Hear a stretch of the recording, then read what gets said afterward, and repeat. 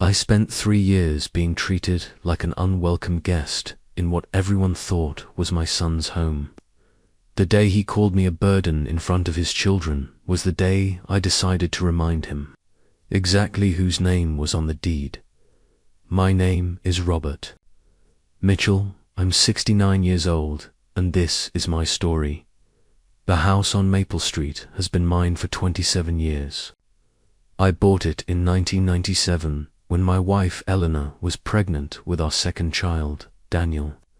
It was a modest 3-bedroom colonial with a big backyard, perfect for raising a family. Eleanor and I poured our hearts and souls into making it a home. We painted every room, planted the oak tree in the front yard, and built the deck where we spent countless summer evenings watching our children play. Eleanor passed away 4 years ago after a long battle with breast cancer. The house felt enormous and empty without her laughter filling the rooms. I was 65, recently retired from my job as a mechanical engineer at Boeing, and struggling with the loneliness that comes after losing your life partner of 38 years. That's when my son Daniel approached me with what seemed like a perfect solution. Daniel had been renting a small apartment across town with his wife Rebecca and their 2 children, my grandchildren, Emma, who was 12 at the time, and little Jake, who was 8. They had been struggling financially since Rebecca lost her job as a dental hygienist, and Daniel's salary as a middle school teacher wasn't enough to support the family comfortably. "Dad," Daniel said one evening as we sat in my kitchen, the same kitchen where Eleanor used to make Sunday dinners for the whole family, "Rebecca and I have been talking. This house is too big for you now, and we're cramped in that tiny apartment. What if we moved in with you? We could help with the expenses, keep you company, and the kids would love having their grandfather around all the time." It seemed like the answer to both our problems. I was lonely, they needed more space, and I genuinely wanted to be closer to my grandchildren. What grandfather wouldn't want to wake up to the sound of children's laughter and help them with their homework every day? "That sounds wonderful," I told him. This house was meant for family. We shook hands on it that night. No contracts, no formal agreements, just a father helping his son and gaining companionship in return. Daniel, Rebecca, Emma, and Jake moved in 2 weeks later. The house came alive again with the sounds of family life, cartoons playing in the living room, the washing machine running constantly, dinner conversations around the dining room table Eleanor and I had bought for our first anniversary. For the first 6 months, it was everything I had hoped for. Rebecca was grateful and helpful, always thanking me for letting them stay and insisting on doing most of the cooking. "Robert, you've done so much for us," she would say. "The least I can do is make sure you have a hot meal every night." Daniel seemed more relaxed than I'd seen him in years, no longer stressed about making rent and utilities on his teacher's salary. The children brought such joy to the house. Emma would curl up next to me on the couch to watch old movies, asking me questions about the actors and stories from when I was young. Jake would follow me around the yard, helping me tend to Eleanor's flower garden and learning about the different plants she had loved so much. I taught him how to use my old tools in the garage, the same tools I had used to build the treehouse for Daniel when he was Jake's age. But as the months turned into a year, and then 2 years, something began to change. The gratitude started to fade, replaced by a sense of entitlement that crept in so gradually I almost didn't notice it at first. The first signs were subtle. Daniel stopped asking permission to make changes to the house and started making decisions as if he were the homeowner. He replaced the old thermostat with a programmable one without consulting me, saying, "Dad, this will save us money on heating bills." He rearranged the furniture in the living room to better accommodate their larger television, moving Eleanor's favorite reading chair to the basement. "We need more space for movie nights with the kids," he explained when I asked about it. Rebecca began referring to the house differently in conversations with friends and neighbors. I overheard her on the phone one day saying, "Oh, we love our house on Maple Street. Danny and I have been thinking about renovating the kitchen, our house, as if it belonged to all of us equally, rather than being my home where I was graciously hosting them." The shift became more apparent during family gatherings. When Daniel's older sister Lisa would visit with her family, Daniel would give tours of our house and talk about our plans for future improvements. He showed Lisa's husband Mark the basement, discussing how we're thinking of finishing it into a family room. When Lisa asked me privately what I thought about the renovations, I realized Daniel hadn't actually discussed any of these plans. With me, he was making assumptions about decisions that were ultimately mine to make. The financial arrangement also began to evolve in ways that made me uncomfortable. Initially, Daniel and Rebecca had insisted on paying me $800 a month to help with utilities, groceries, and household expenses. It was far less than they would have paid for rent elsewhere, but it helped offset the increased costs of having 4 additional people in the house.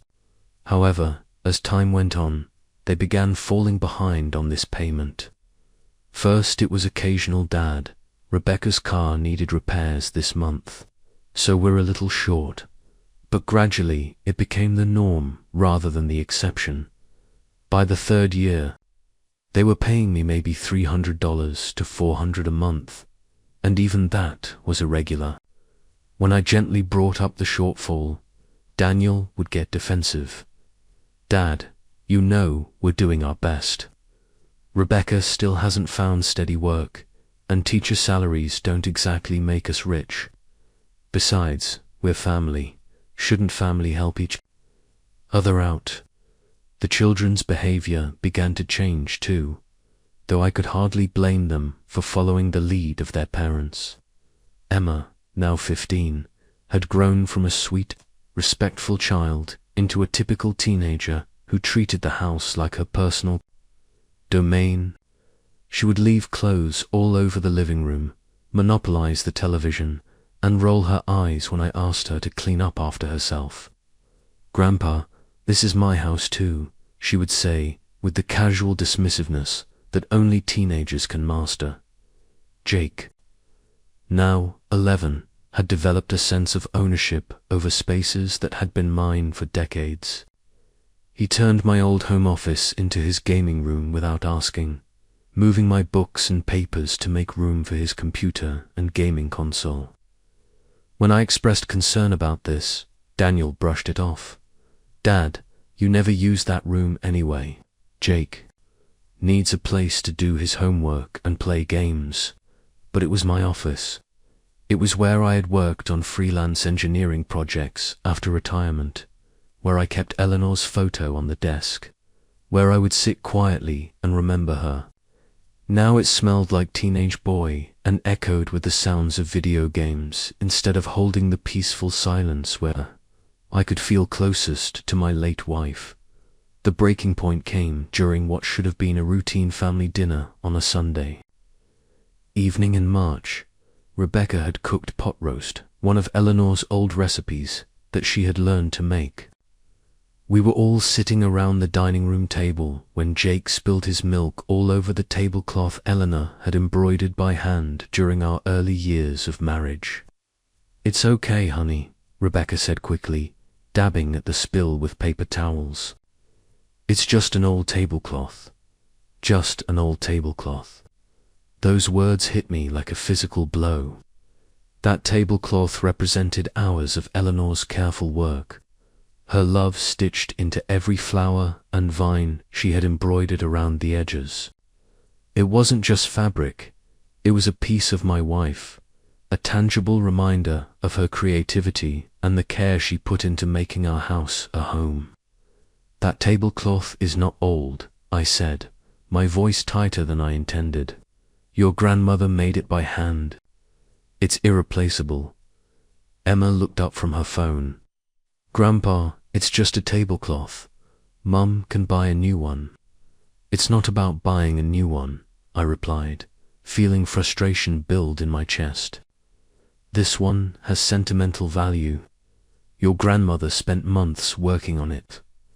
Daniel sighed heavily, the way you might sigh at a child who's being unreasonable.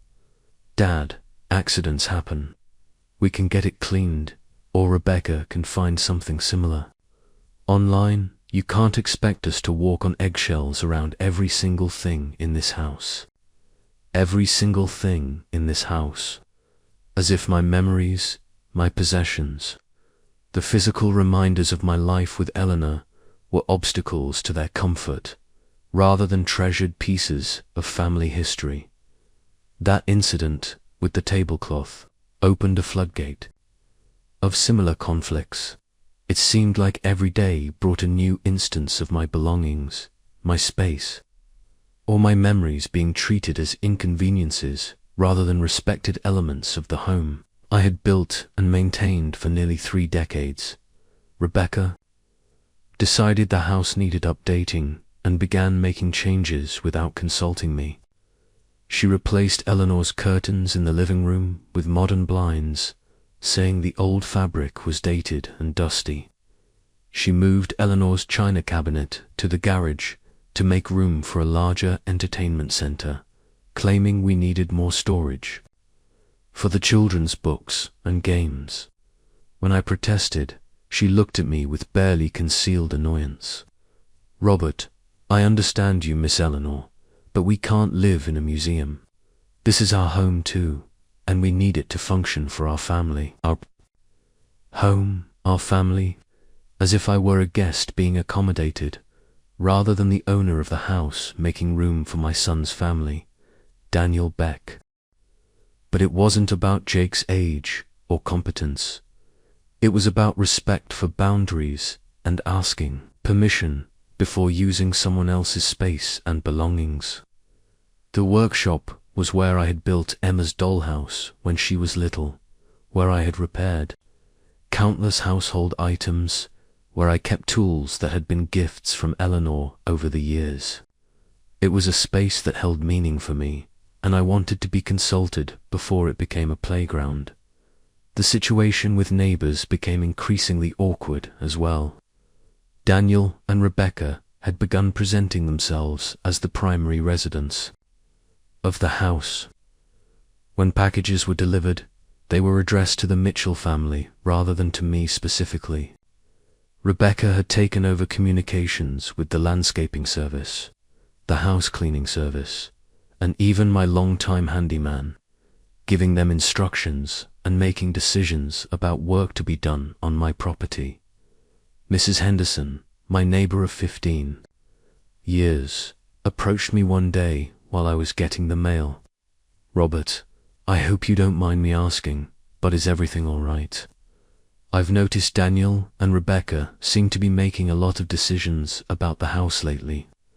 I didn't know how to respond. How do you explain that you're slowly being pushed aside in your own home by people you're trying to help? How do you admit that your generosity is being mistaken for relinquished authority? Everything's fine, Margaret, I told her, but I could see in her eyes that she didn't quite believe me. The financial situation continued to deteriorate as well. Daniel and Rebecca had essentially stopped contributing to household expenses altogether. When I received the electric bill 1 month minus 380 for house to choose toast 182 heat and cool, I realized I was subsidizing their entire lifestyle while being treated like an inconvenience in my own home. I approached Daniel about this during what I hoped would be a calm, rational conversation. Son, we need to talk about the financial arrangements here. The utility bills have more than doubled, the grocery costs have tripled, and I haven't received any contribution from you and Rebecca in 2 months. Daniel's response was defensive and dismissive. Dad, you act like we're not family. You know, we're struggling financially. Rebecca's still looking for work, and my salary barely covers our other expenses. Besides, it's not like you're paying rent somewhere else. We're all benefiting from this arrangement. All benefiting, as if providing free housing, utilities, and groceries to a family of 4 was somehow an equal exchange for their company. The conversation that finally broke everything happened on a rainy Thursday evening in late April. I had been having some health issues, nothing serious, but typical concerns for a 69-year-old man. My doctor had recommended some tests, and I was feeling anxious about the appointments and procedures. I was sitting in the living room, trying to read but finding it difficult to concentrate, when Emma and Jake began arguing loudly over what to watch on television. "Kids, could you please keep it down?" I asked politely. "I'm trying to read, and I have a headache." Emma rolled her eyes. "Grandpa, it's not even that loud. Besides, this is our TV time." "Emma, show some respect," I said, my patience wearing thin. "I'm not feeling well, and I'm asking nicely for you to lower your voices." That's when Daniel entered the room, and instead of supporting me or teaching his children about courtesy, he sided with them immediately. "Dad, they're just being kids. Maybe you should go read in your bedroom if you need quiet. Go to my bedroom, in my own house," because my presence in the living room was inconvenient to his children's entertainment. "Daniel, this is my living room in my house," I said, my voice rising despite my efforts to stay calm. "I'm not asking them to stop watching TV. I'm asking them to be considerate of the fact that I don't feel well." Daniel's face flushed with anger. "Your house. Dad, we live here too. We contribute to this household. We take care of maintenance. Rebecca does most of the cooking and cleaning. You can't just pull the My House card every time you don't get your way." The irony was staggering. They hadn't contributed financially in months.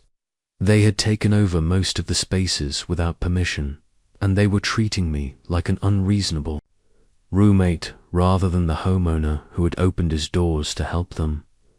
The argument escalated quickly from there. Daniel, who had apparently been harboring resentment about what he saw as my unreasonable expectations, let loose with complaints I had no idea he had been nursing. "Dad, ever since we moved in here, you've been nitpicking everything we do. You complain when Jake uses the workshop. You get upset when Rebecca tries to make the house more comfortable for our family. You act like every piece of furniture is some sacred relic that can't be touched. We're trying to build a life here, and you're making it impossible." I stared at my son, hardly recognizing the person standing in front of me. This was the boy I had taught to ride a bicycle in the driveway of this very house. The teenager I had helped with homework at the kitchen table. The young man I had supported through college and his early teaching career. The father I had welcomed into my home when he needed help. "Daniel, I have never nitpicked anything you do. I have asked for basic courtesy and respect in my own home. I have asked that you consult with me before making major changes to my property. I have asked that you contribute financially to expenses that have more than doubled since you moved in. These are reasonable requests." "Reasonable," Daniel laughed, but there was no humor in it. "Dad, you live in the past. You treat this house like it's some kind of shrine to Mom, and you expect us to tiptoe around your memories instead of living our lives." The mention of Eleanor hit me like a physical blow. Your mother loved this house. She made it a home for our family. Respecting her memory is not living in the past, it's honoring the woman who gave you life and raised you. Rebecca had entered. The room during our argument, drawn by the raised voices, instead of trying to mediate or calm the situation, she immediately supported Daniel's position. Robert, I think what Danny is trying to say is that we all need to be able to feel comfortable here. The kids need to feel like this is their home too, not like they're visitors who might break something precious. Emma and Jake were now openly staring at the argument, and I realized that this confrontation was happening in front of my grandchildren. These children were watching their father and mother disrespect their grandfather in his own home, and they were learning that this behavior was acceptable.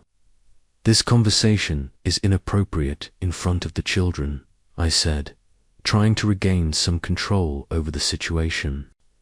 No, Dad, Daniel said, his voice getting louder. This conversation is long overdue. We can't keep walking on eggshells around you. We can't keep pretending that your inability to accept change isn't affecting our whole family. Daniel, lower your voice, I warned, but he was beyond reason now. You want to know the truth, Dad. The truth is that we're tired of feeling like we're living with a burden.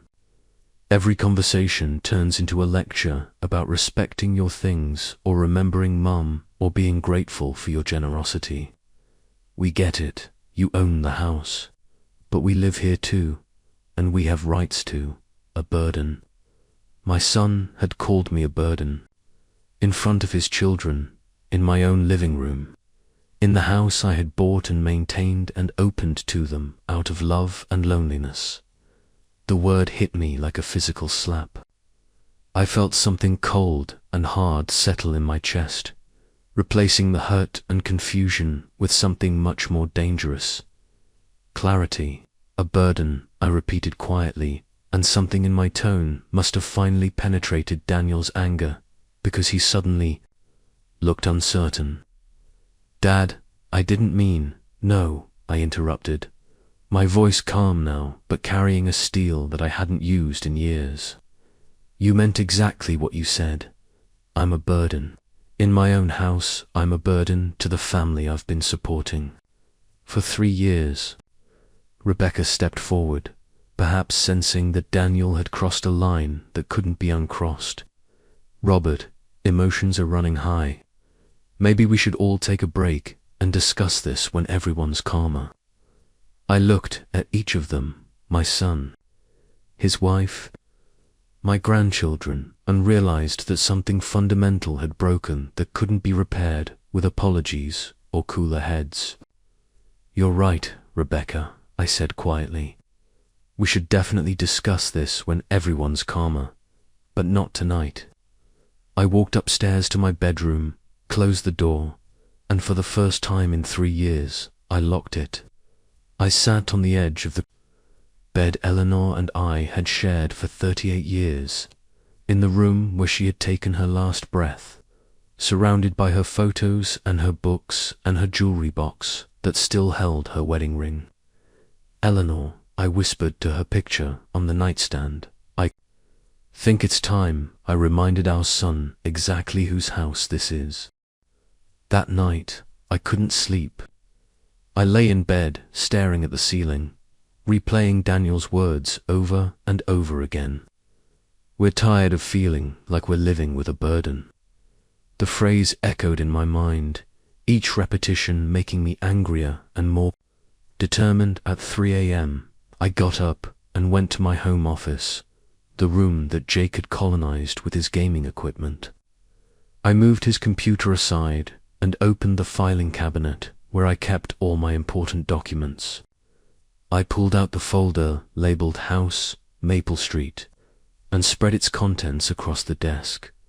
The original purchase agreement from 1997, the mortgage documents, with the final payment marked paid in full as of 2015, the property deed showing Robert Mitchell as the sole owner, the homeowner's insurance policy in my name only, the property tax statements, all addressed to me and paid by me every year for 27 years. I also pulled out my financial records for the past 3 years. Bank statements showing the increased utility payments. Credit card statements for groceries that had tripled in cost. Receipts for home repairs and maintenance that I had paid for without any contribution from Daniel and Rebecca. The numbers were staggering over the 3 years they had lived with me. I had subsidized their lifestyle to the tune of nearly $40,000. Then I opened my laptop and began researching tenant rights and property law in our state. What I discovered was eye-opening. Since Daniel and Rebecca had never signed a lease, had no written agreement establishing them as tenants, and had no legal claim to the property, they were essentially guests in my home. Guests who had overstayed their welcome and could be asked to leave with appropriate notice. I spent the rest of the night reading about landlord-tenant law, eviction processes, and property rights. By morning, I had a clear understanding of exactly where I stood legally. The house was mine, unequivocally and completely. Daniel and Rebecca had no legal right to remain if I chose to ask them to leave. But this wasn't just about legal rights. This was about family, respect, and the painful realization that my generosity had been mistaken for weakness. The next morning, I heard the family going through their normal routine downstairs. Rebecca making breakfast, the children getting ready for school, Daniel gathering his teaching materials for the day. The sounds of a family starting their day in what they had come to think of as their home. I waited until Daniel and the children had left for school before going downstairs. Rebecca was in the kitchen, cleaning up the breakfast dishes. She looked up when I entered, and I could see the guilt and uncertainty in her eyes. Robert, about last night.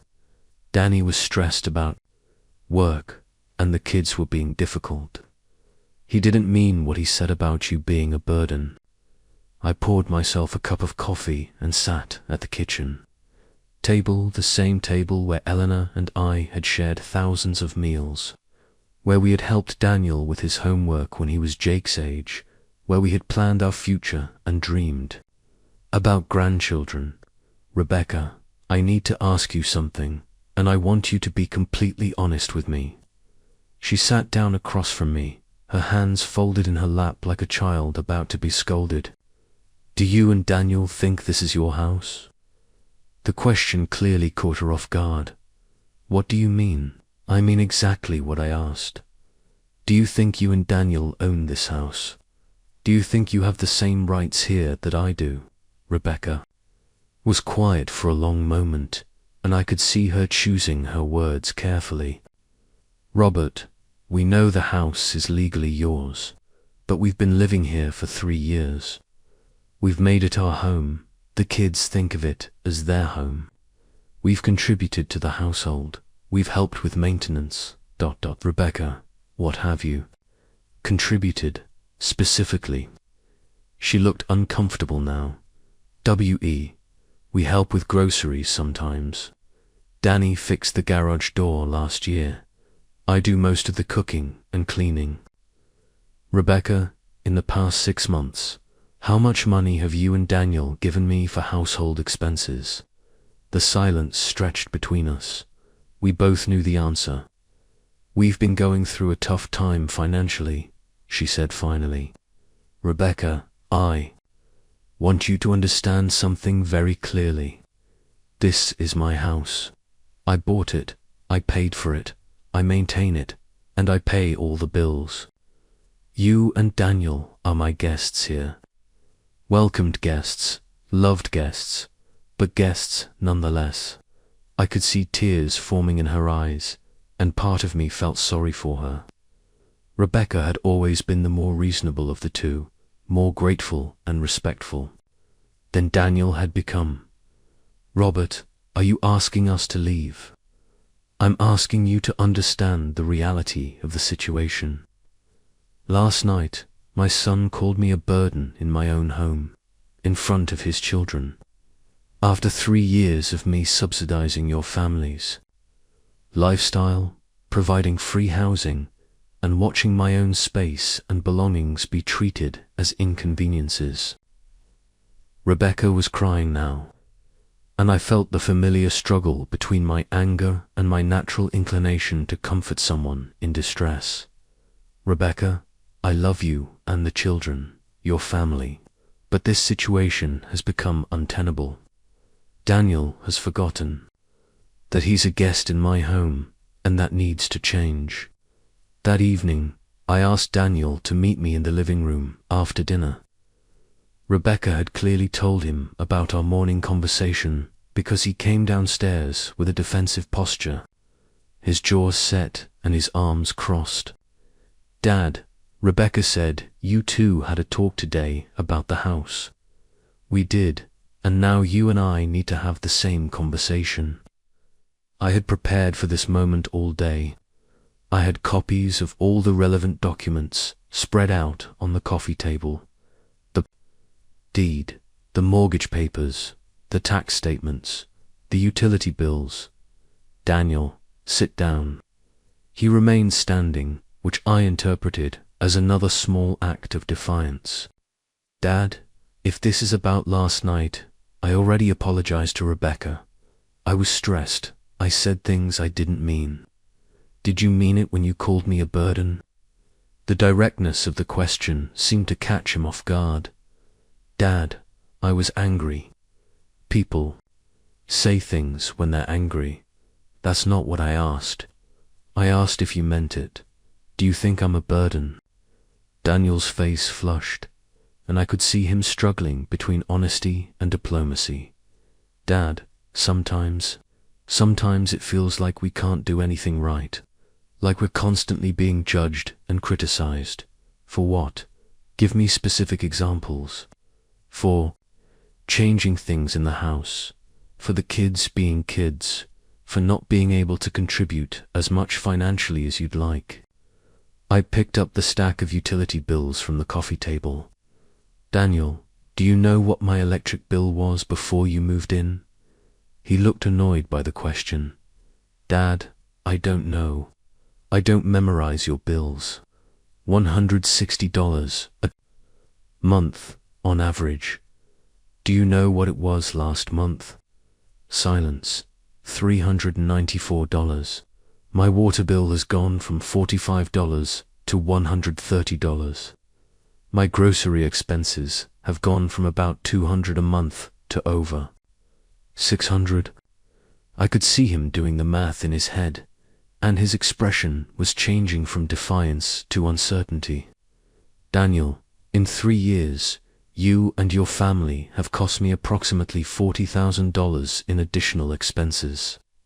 $40,000 that I've paid without complaint because I love you and wanted to help. Now I had his attention. Dad, we didn't know. You didn't know because you never asked. You assumed that, because I wasn't complaining about the costs, they weren't significant. You assumed that, because I owned the house, providing for your family was effortless for me. I picked up the property deed and held it out to him. Do you know what this is? Daniel glanced at it but didn't take it. It's the deed to the house. Read the name on it. Dad, I know it's your house. Read the name. He took the document reluctantly. Robert James Mitchell. Whose name is that? Yours, not ours. Not the family's. Mine. This house belongs to me, legally and completely.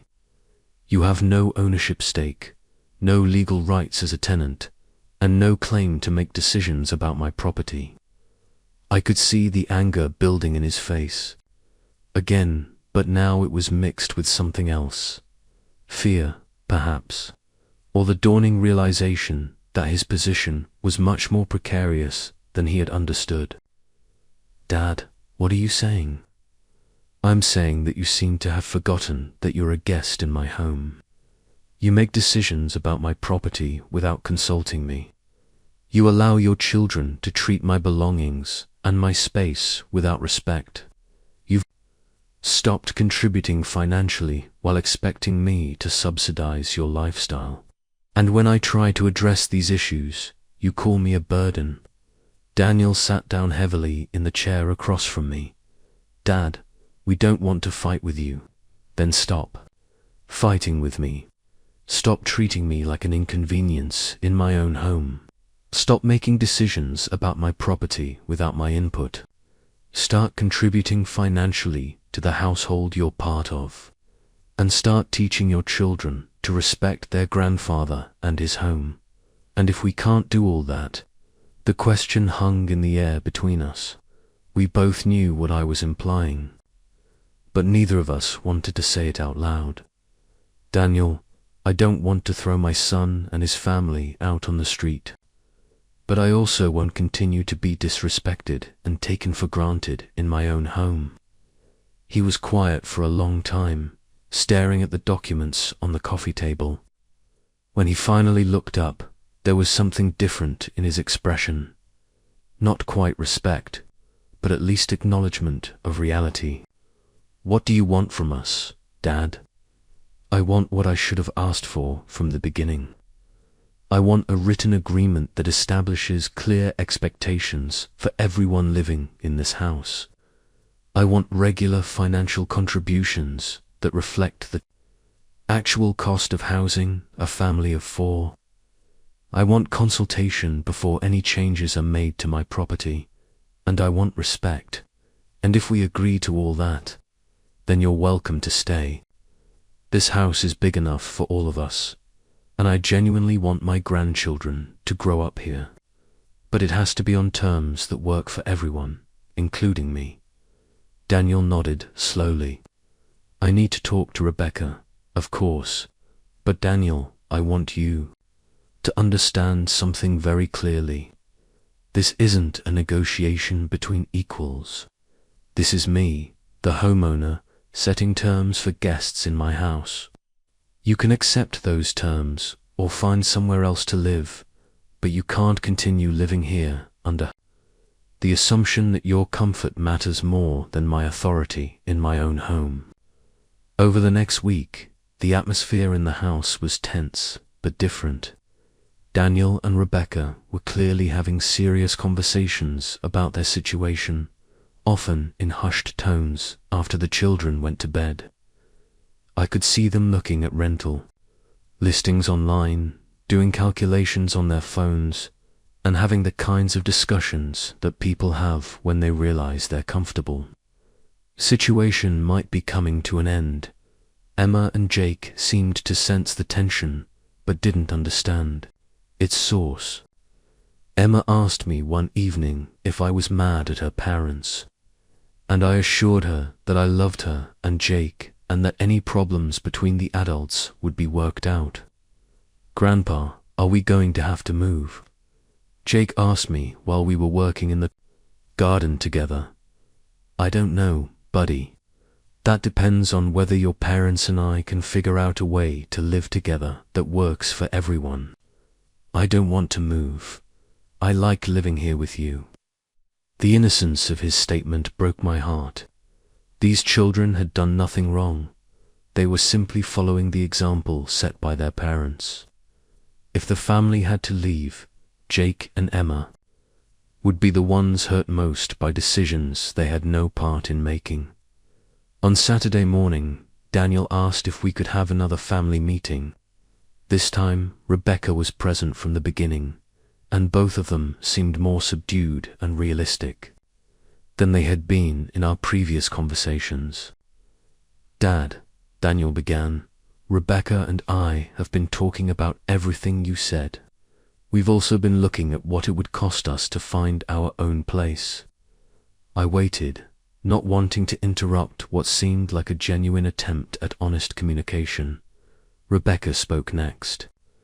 Robert, we realized that we've been unfair to you. We got comfortable with the arrangement and stopped thinking about it from your perspective. We want to try to make this work, Daniel continued, but we need to be honest about our financial situation. My teacher's salary is $52,000 a year. After taxes, insurance, androtyramenscrantor, Ebringham, about $3,400 a month. Rebecca's been substitute teaching sporadically, making maybe $600 to $800 a month when she can get work. These were numbers we should have discussed 3 years ago, but I appreciated that they were finally being honest about their reality, Dad. We looked at rental houses in the area. Anything big enough for our family is at least $1,800 a month. And Mistero, $2,000 AD utilities. And we'd be paying at least $2,400 a month just for housing. I could see where this was heading, but I let them continue. Rebecca pulled out a notebook where they had apparently been doing calculations. We can afford to pay you $1,200 a month for housing and utilities. It's not as much as we should have been paying, but it's what we can realistically manage while still covering our other expenses.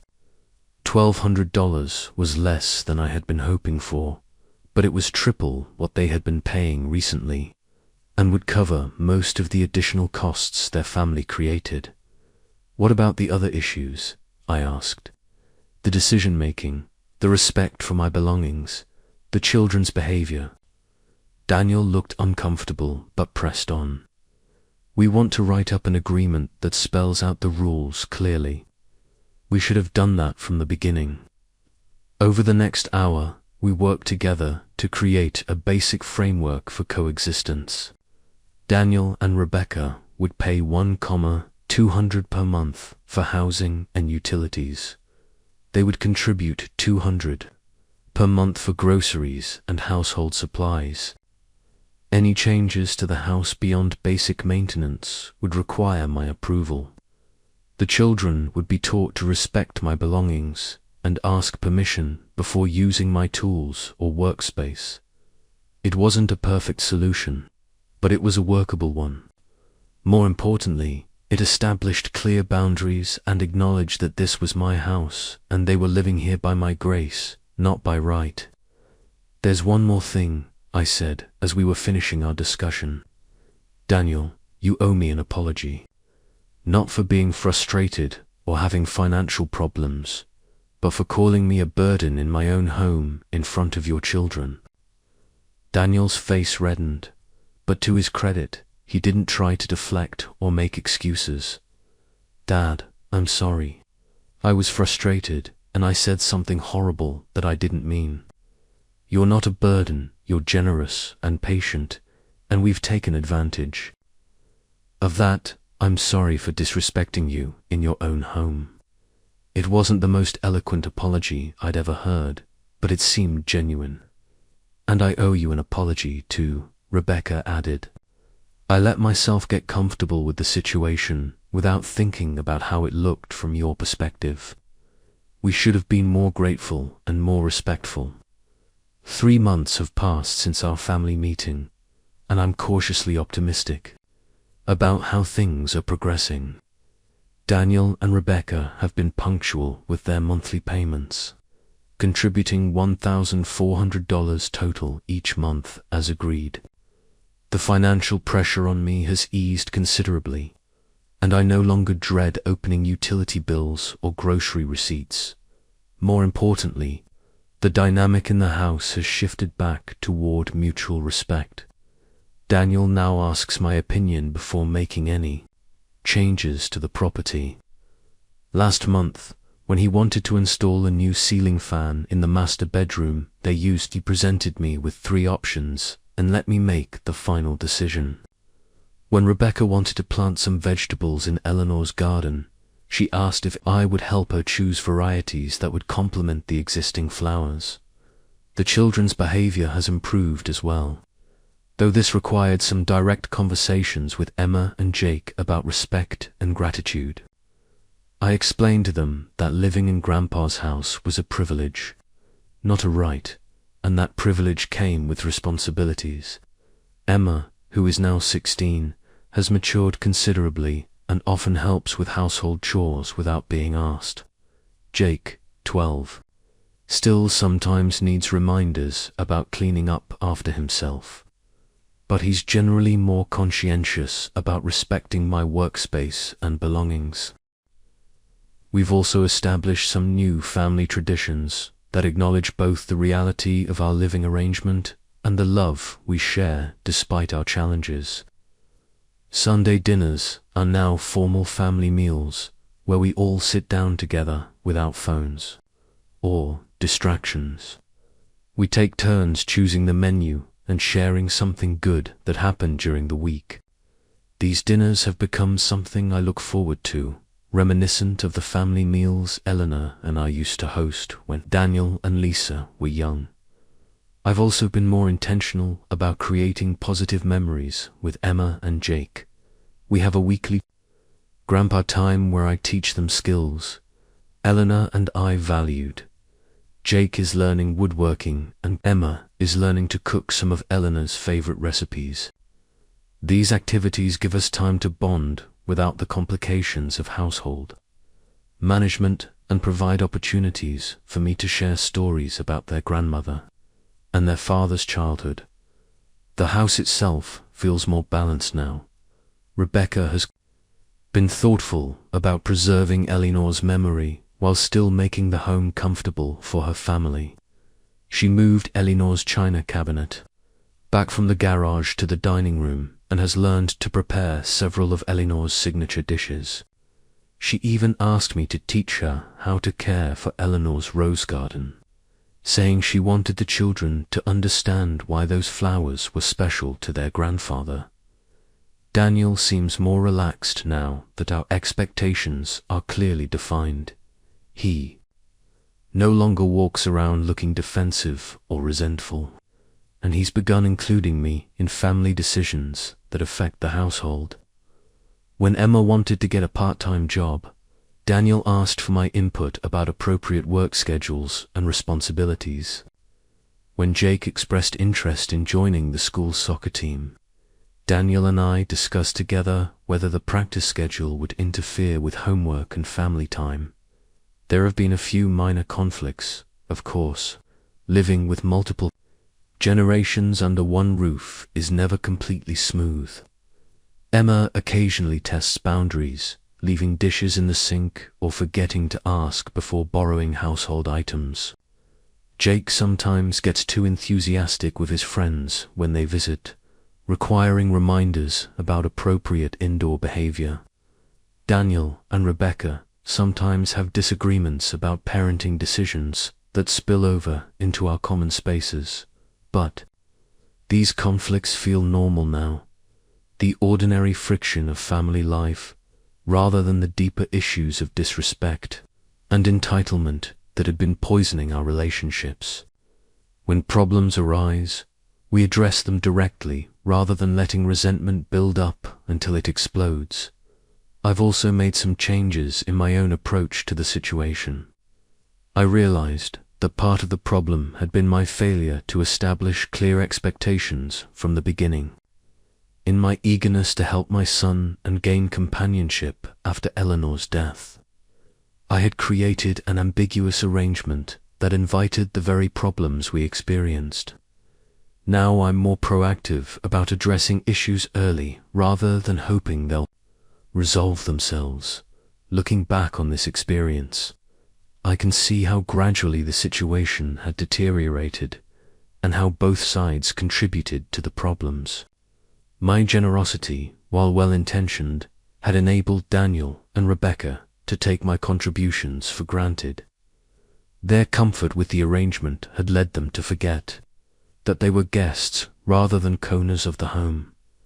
The phrase "a burden" still stings when I remember it, but I understand now that Daniel's frustration came from feeling judged and controlled rather than from genuine contempt for me. He had begun to see my requests for respect and consultation as criticism of his family and interference with his autonomy.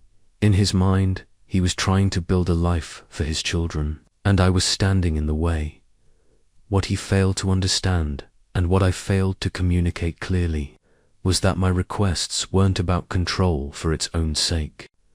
They were about maintaining dignity and authority in my own home while still providing support for his family. I didn't want to micromanage their lives, but I also couldn't allow my own needs and feelings to be completely discounted. Rebecca's role in the situation was more complex. She had genuinely tried to be helpful and grateful, but she had also gradually adopted Daniel's perspective that my expectations were unreasonable. Her comment about not being able to live in a museum reflected a fundamental misunderstanding of what I was asking for. I wasn't trying to preserve every detail of my life with Eleanor unchanged. I was trying to ensure that her memory and our shared history were respected rather than erased. The financial aspect of our arrangement had been the most problematic, because it was never clearly defined. Daniel and Rebecca had initially offered to contribute $800 per month, but as their payments became irregular and then largely stopped, they began to rationalize this by emphasizing their non-monetary contributions. The reality was that cooking meals and helping with minor maintenance didn't come close to offsetting the thousands of dollars in additional expenses their family created. My decision to research the legal aspects of our arrangement had been crucial in helping me understand my rights and options. Without that knowledge, I might have continued accepting an unacceptable situation out of fear of seeming unreasonable or unmerciful. Understanding that Daniel and Rebecca had no legal claim to remain in my house gave me the confidence to insist on changes rather than simply enduring their behavior. The conversation with Daniel about the property deed had been a turning point, because it forced him to confront the reality that his sense of ownership and authority in the house was based on assumption rather than legal right. This wasn't about pulling rank or asserting dominance. It was about establishing a clear understanding of the actual relationship between us. I also learned that setting boundaries and expectations isn't unkind or ungracious. It's necessary.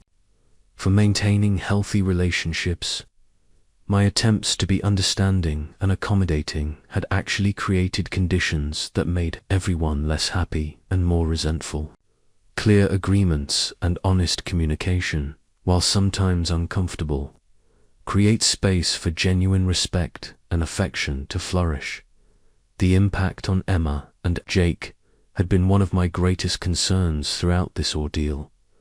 Children learn from watching how adults treat each other, and they had been witnessing their parents disrespect their grandfather in his own home. This taught them that authority could be ignored, that generosity could be taken for granted, and that family relationships didn't require reciprocal consideration. Now that we have clearer boundaries and more respectful interactions, Emma and Jake are learning different lessons. They're seeing that respect is important in family relationships, that privileges come with responsibilities, and that gratitude should be expressed through actions as well as words. These are lessons that will serve them well as they develop their own relationships and families. The experience has also changed my perspective on aging and family relationships. When Eleanor died, I had been terrified of loneliness and eager to fill the house with family activity. That eagerness had made me vulnerable to accepting an arrangement that ultimately wasn't sustainable or healthy for anyone involved. Now I understand that companionship and family connection are valuable, but not at the cost of self-respect and dignity. I'm still glad to have Daniel's family living with me, but our relationships are now based on mutual respect, rather than my desperation for company and their need for free housing. I've also begun thinking more intentionally about my own future and the legacy I want to leave for my grandchildren. This house represents 27 years of memories with Eleanor and the foundation of everything we built together. When I eventually pass away, I want Emma and Jake to remember it as a place where family gathered with love and respect, not as a source of conflict and resentment. To that end, I've been working with my attorney to update my estate planning. The house will still go to Daniel after my death, but with provisions that ensure Emma and Jake benefit directly from their grandmother's and grandfather's legacy. I've also established education funds for both children that they can access when they reach college age, regardless of their parents' financial situation. These changes aren't punitive, they're protective. I want to ensure that the generosity Eleanor and I showed throughout our lives continues to benefit our family in ways that encourage responsibility and gratitude rather than entitlement. Daniel and I have also been working on rebuilding our relationship. Beyond the practical aspects of our living arrangement, we've started having regular one-on-one conversations about his work, his goals for his family, and his memories of growing up in this house. These talks have helped me understand the pressures he faces as a father and husband, while giving him insight into my perspective as a widowed father trying to maintain his dignity while supporting his family. Last month, Daniel asked if I would help him build a treehouse for Jake in the backyard, the same backyard where I had built one for Daniel 35 years earlier. Working on that project together, using some of the same tools I had used when he was Jake's age, felt like a healing experience for both of us. We were able to talk about mistakes we had both made and hopes we both had for the future. Rebecca has also made efforts to strengthen our relationship. She's been asking me to share stories about Eleanor, and she's begun a photo project to preserve family memories in albums for the children. She found Eleanor's old recipe box and asked me to help her understand which dishes had been family favorites and which had special significance for holidays and celebrations. The children have responded well to the increased stability and clearer expectations in our household. Emma has been more helpful and respectful, often thanking me for things that she previously took for granted. She's also expressed interest in learning more about her grandmother, asking to see photo albums and hear stories about Eleanor's childhood and our early marriage. Jake has benefited from the clearer structure and my increased involvement in his activities. We work together in the garden and workshop, and I've been teaching him basic financial concepts like budgeting and saving. He's proudly contributing to household chores and has started a small savings account with money he earns from extra tasks around the house. It's been 8 months since that terrible night when Daniel called me a burden in my own living room. 8 months since I realized that my generosity had been enabling disrespect and my desire for family companionship had led me to accept an unacceptable situation. The house on Maple Street is still mine. The deed still bears only my name, Robert James Mitchell. But now everyone who lives here understands and respects what that means. This isn't just a matter of legal ownership. It's about acknowledging that hospitality is a gift, not an entitlement, and that gifts should be received with gratitude rather than taken for granted. Daniel's family still lives here, but under terms that work for everyone. They pay their agreed-upon contribution each month. They consult with me before making changes to my property, and they treat me with the respect that a father and homeowner deserves. In return, I provide them with stable, affordable housing, and the presence of a grandfather who loves his grandchildren and wants to be part of their lives. The financial arrangement has given me peace of mind about my own security as I age. The monthly contributions from Daniel and Rebecca help offset the additional costs of housing their family and ensure that I'm not subsidizing their lifestyle at the expense of my own financial stability. This is particularly important as I face the increased healthcare costs and potential care needs that come with aging. More importantly, The emotional dynamic in our home has been transformed. Instead of feeling like an unwelcome guest in my own house, I feel like the respected patriarch of a multi-generational household. Instead of dreading family interactions that might lead to conflict, I look forward to meals and conversations where everyone's perspective is valued. The children are learning valuable lessons about respect, gratitude, and the responsibilities that come with privileges. They're seeing their parents treat their grandfather with consideration, and they're understanding that living in this house is a blessing that requires appreciation and care. I still miss Eleanor every day, and I still wish she were here to see her grandchildren growing up in the home we created together.